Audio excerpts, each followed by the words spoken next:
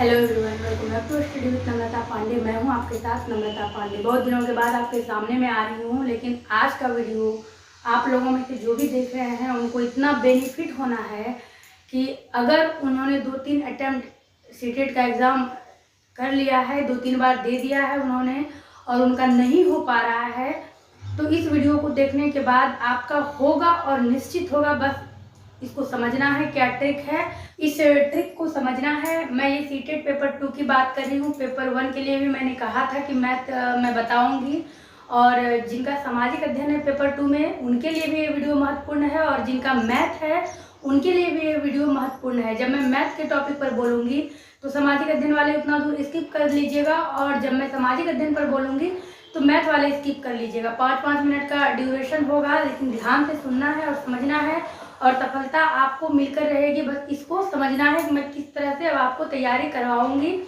मैंने इसके पहले सामाजिक अध्ययन पेपर 2 को लेकर के class 6, class 7, class 8 geography, history और सामाजिक एवं राजनीतिक जीवन सारे क्लास को, सारे एक्सरसाइज को विथ नोट्स, विथ पीडीएफ मैंने आप लोगों को प्रोवाइड करवाया था। जो कुछ नए जुड़ रहे हैं, नए सब्सक्राइबर हैं, उनको पीडीएफ नहीं मिल पा रहा है, डिलीट मैंने कर दिया था क्योंकि फाइल भर जाता है तो डिलीट करना पड़ता है, तो उन लोगों को नहीं मिल रहा था, तो वो लोग पीडीएफ को लेकर के परेशान हैं। तो चिंता की कोई बात नहीं है। अब जो ये नए तरीके से मैं तैयारी करवा रही हूँ उसमें आपको ज़्यादा नहीं पढ़ना है, ज़्यादा हर क्वेश्चन को नहीं देखना है, समझना है कि किस प्रकार के क्वेश्चन पूछे जा रहे हैं, और मैं पीडीएफ भी प्रोवाइड करवाने का प्रयास करूँगी, और मैथ भी मैं पेपर 2 के लिए इस चैनल पर बताऊंगी। इसीलिए जो मैथ वाले हैं वो भी ध्यान से सुने, जो सामाजिक अध्ययन वाले हैं वो भी ध्यान से सुने। सबसे पहले आपको पता है कि ये चैनल पॉपुलर है सामाजिक अध्ययन को लेकर के, तो सामाजिक अध्ययन पर तो बात मैं करूंगी ही करूंगी। थोड़ा सा सबसे पहले मैं मैथ पर बात कर लेती हूँ। तो जो सीटेट पेपर 2 में जिस प्रकार से कि आप जानते हैं सामाजिक अध्ययन में 30 नंबर का आप देते हैं, 60 नंबर का आपका आता है सामाजिक अध्ययन में, जिसमें कि आपका 30 से 40 नंबर बुक से होता है। तो जिन्होंने मैथ का दिया उनको ये पता है कि 60 क्वेश्चंस में आपको क्या करना है, 2 भागों में डिवाइड करना है। मैं ये साइंस वालों के लिए बता रही हूँ, ध्यान से समझिएगा। 60 को 2 से डिवाइड करिएगा तो आपका 30 और 30 हो जाता है, यानी कि 30 नंबर में आपको मैथ का देना है आंसर, यानी कि मैथ के क्वेश्चन का गणित आप कह दीजिए।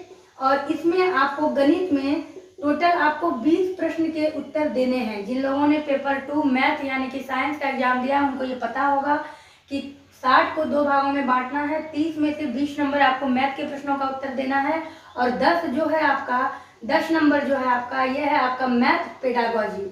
मैथ पेडागोजी 10 नंबर का आपको देना है इसका जवाब। तो ये कितना हो गया टोटल आपका, इस 30 में 30 हो गया।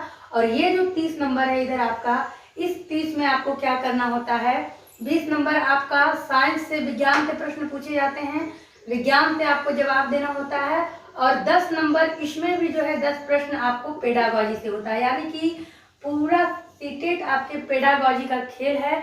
आपको ये पता होगा कि पहले सीटेट 7 वर्षों के लिए वैलिड था, लेकिन अभी एक तर्क निकाला गया कि जिन्होंने अगस्त 2019 के पहले सीटेट क्लियर किया है उनका 7 वर्ष तक के लिए वैलिड होगा। उसके बाद जो एग्जाम देकर निकाल रहे हैं उनका आजीवन वो वैलिड रहेगा। फिर ये तय किया गया कि नहीं, 2013 के बाद जिन्होंने एग्जाम दिया है उनका तय रहेगा, पूरा लाइफ तक सीटेट वैलिड रहेगा, उसके पहले का नहीं रहेगा। लेकिन इस पर अभी भी, इस मुद्दे पर अभी भी काम चल रहा है, अभी फाइनल नहीं हुआ है।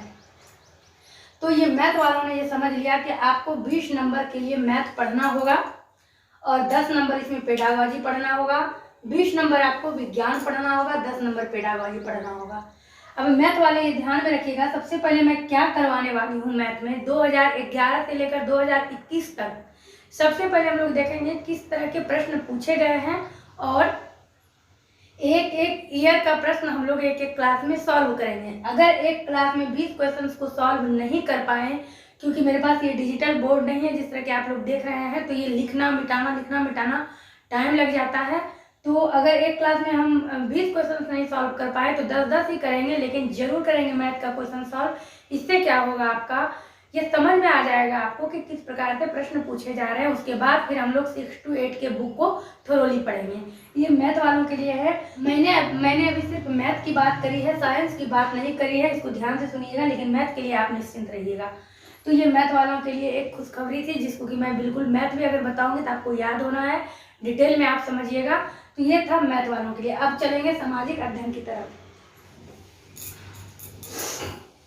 जिस प्रकार के आपने देखा साइंस वालों का 2 भागों में बढ़ गया था, लेकिन सामाजिक अध्ययन वालों के साथ ऐसा नहीं होता है। इसमें क्या होता है, इस 60 नंबर में आपको ज्योग्राफी से भी आंसर देना है, हिस्ट्री से भी आंसर देना है, और सिविक्स से, जिसको आप राजनीतिक सामाजिक जीवन कहते हैं, या फिर आप पॉलिटिकल ले लीजिए। देखिए ये सबको पता है, आप लोगों को भी पता है, लेकिन मैं बिल्कुल बिंदु से आपको समझाना चाह रही हूँ। ये समझ लीजिएगा तो आपका आधा सीटेट क्लियर है, आपको कुछ भी भारी नहीं लगने वाला है और आपका निकलेगा।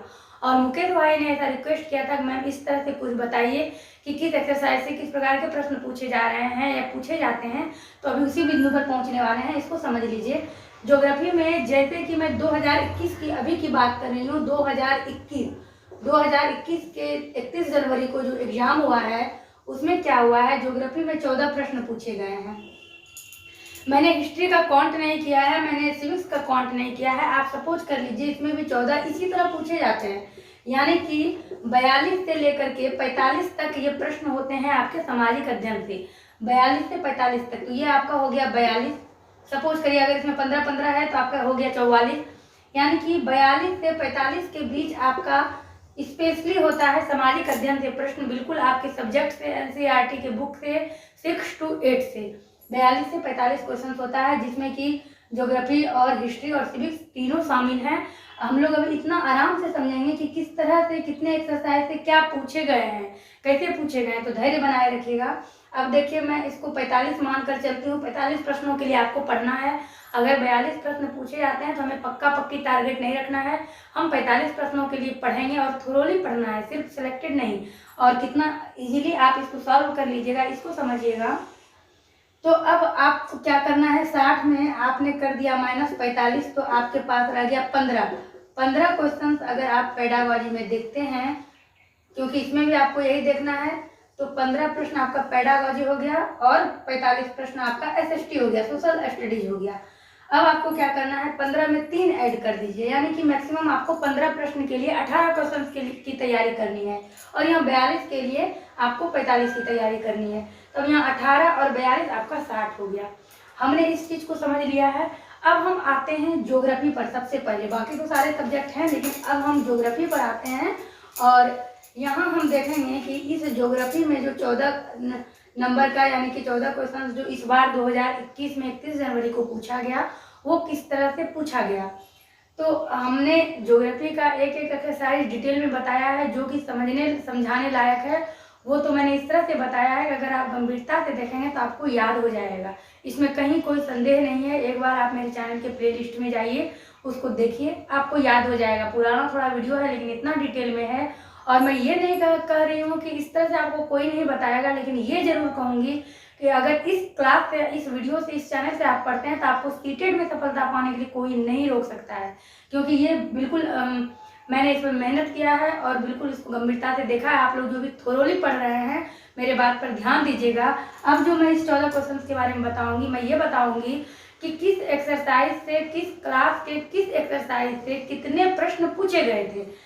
सिर्फ मैं अभी 2021 की बात कर रही हूँ। अगला क्लास जब हमारा आएगा तो 2011 से लेकर 2021 तक का कंप्लीट होगा, और ऊपर से लेकर नीचे तक अगर आप पढ़ लेते हैं जिस तरह से पूछा गया है, तो बीच से कहीं से भी आपको प्रश्न अगले एग्जाम में पूछा जाएगा तो आप जवाब देकर ही आएंगे। इसीलिए मैं ये दावा कर रही हूँ कि इसको समझिएगा तो आपका सीटेट क्लियर होगा। आते हैं इसमें, आप क्लास 6 में आप जानते हैं कि क्लास 6 में आपका जो अध्याय है टोटल एक्सरसाइज 8 है। क्लास 7 के ज्योग्राफी में, क्योंकि मैं ज्योग्राफी के सामने लिख रही हूँ, उसको ध्यान रखिएगा, एक्सरसाइज आपका टोटल 10 है। देखिए 6 में 8 है, 7 में 10 है, और क्लास 8 में जो है आपका एक्सरसाइज 6 है। 6 है टोटल ज्योग्राफी में। आप देखिए कितना एक्सरसाइज हो गया, ये हो गया आपका 18 और 6 24 हो गया, टोटल आपका हो गया 24 एक्सरसाइज। अब देखिए इस बार जो प्रश्न पूछा गया है क्लास 6 का हम लेते हैं, कितना एक्सरसाइज है, 8 है। कितना, 8। Exercise 1, exercise 2, exercise 3, exercise 4, exercise 5, exercise 6, exercise 7 और एक्सरसाइज 8। अब थोड़ा सा यहाँ पर आपको समझाने के लिए मैं बुक का मदद लूंगी, क्योंकि मुझे सारे अध्याय याद नहीं है किसी। तो पहला जो है आपका सौर मंडल में पृथ्वी, आप लोग जानते हैं। मैं इधर लिख लेती हूँ। ये जो मैं बात कर रही हूँ ये है क्लास 6 की और 2021 की। 2021 क्लास 6 में इतने एक्सरसाइज हैं। अब क्लास 7 में एक्सरसाइज 10 है, मैंने बताया है, इसको ध्यान में रखिएगा। और क्लास 8 में एक्सरसाइज 6 है। अब देखिए इसमें कैसे पूछा गया है इस बार प्रश्न। पहला आपका है सौर मंडल में पृथ्वी। सौर मंडल में पृथ्वी से आपको एक प्रश्न पूछा गया है इस बार, 1 क्वेश्चन। टोटल आपका 14 क्वेश्चन है। दूसरा है आपका ग्लोब अक्षांश एवं देशांतर, इससे प्रश्न नहीं पूछा गया है इस बार, एक भी प्रश्न नहीं पूछा गया है, जबकि इसके पहले जो एग्जाम हुआ था 2019 में उसमें पूछा गया है। तो अब तो मैं आपको सारे क्वेश्चन से वाकिफ करवाऊंगी, तो आपको तो समझ में आ ही जाएगा। इस ट्रिक को समझिए कैसे क्वेश्चन सेट होता है।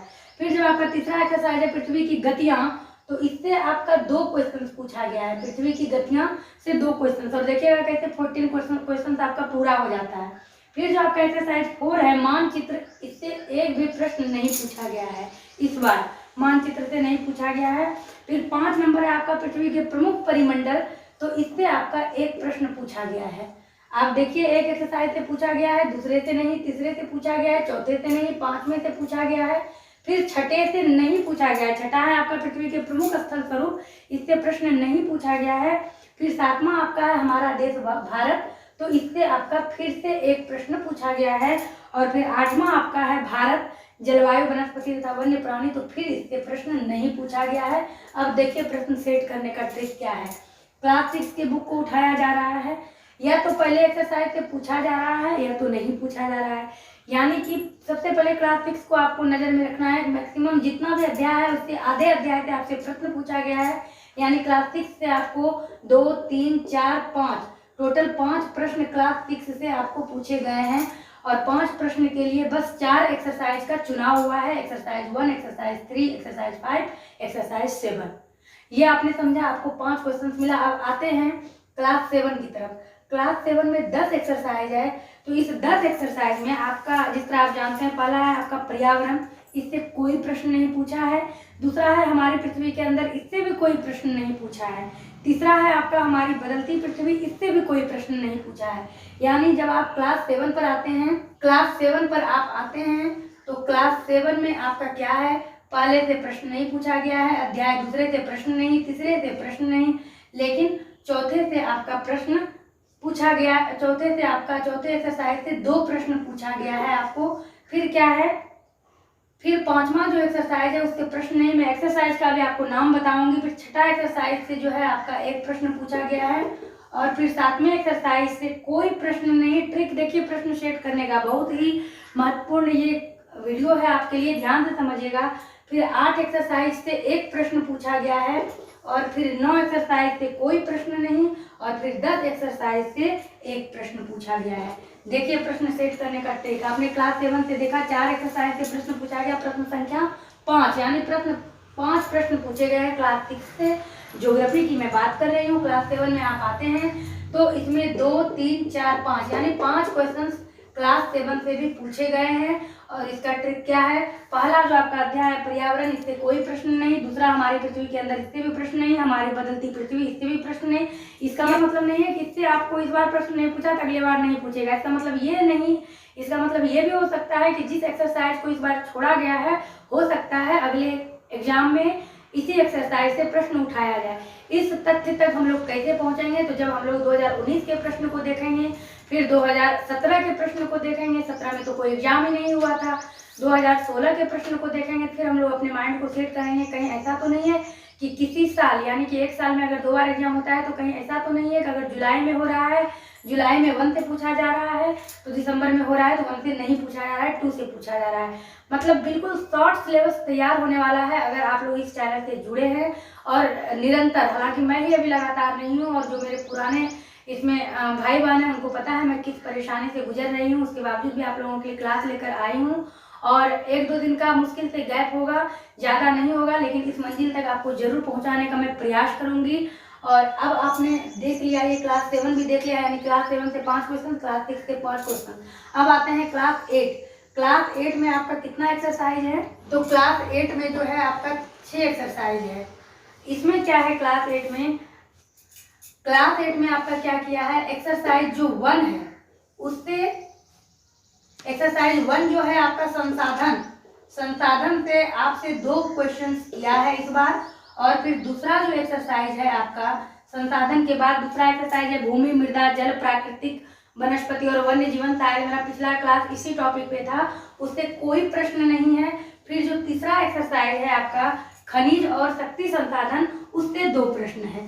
तो आपने क्या समझा? आपने ये समझा कि क्लास 8 से 4 क्वेश्चन पूछे गए हैं, एक्सरसाइज 1 से 2 क्वेश्चन और एक्सरसाइज 3 से 2 क्वेश्चन।